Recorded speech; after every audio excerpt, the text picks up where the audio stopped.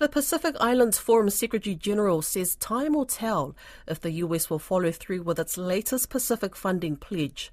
Henry Puna has just arrived back in Fiji after the second US-Pacific summit in Washington, where he met President Joe Biden, describing it as a childhood dream come true. At a PIF press conference earlier today, Lydia Lewis questioned him on the implementation of US funding, among other topics. Representatives from Forum members attended the second US Pacific Summit. It's something you only read about when you're growing up as a kid at school, and to actually be there was just like a dream come true. $200 million of new aid was promised this year, but Australia's Lowy Institute Pacific Island Programs Director says Congress is still yet to approve most of the $810 million in funding pledges made last year.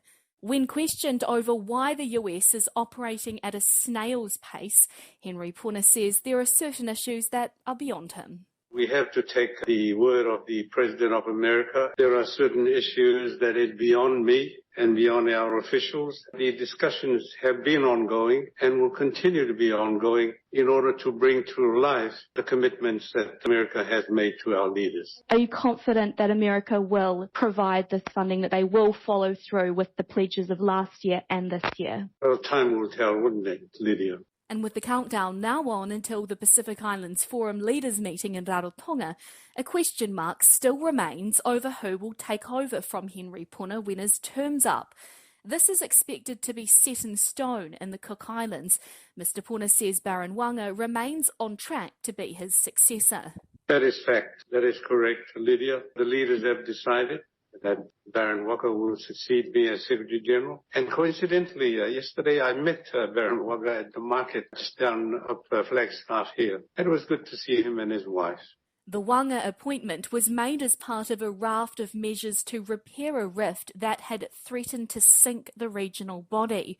Questions have since been raised around the appointment process by President of Palau, Surangel Whips Jr., the Federated States of Micronesia's former President David Panuelo, and Samoa's Prime Minister Fiame Naomi Matafa. Mr. Wanga is a former president of Nauru and has been heavily criticised by rights campaigners over his treatment of the hundreds of asylum seekers placed on Nauru by Australia.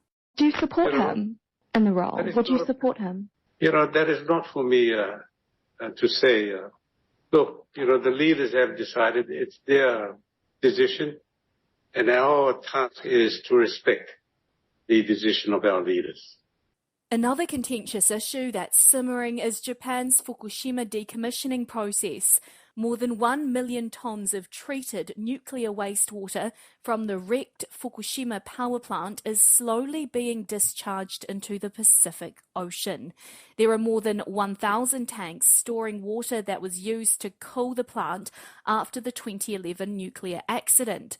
Henry Puna reaffirmed the forum's commitment to make sure the UN nuclear regulator and Japan are accountable. As long as it's ongoing, there will be ongoing concerns from our people, and I appreciate that. But it's an issue that our foreign ministers dealt with extensively when they met 2 weeks ago.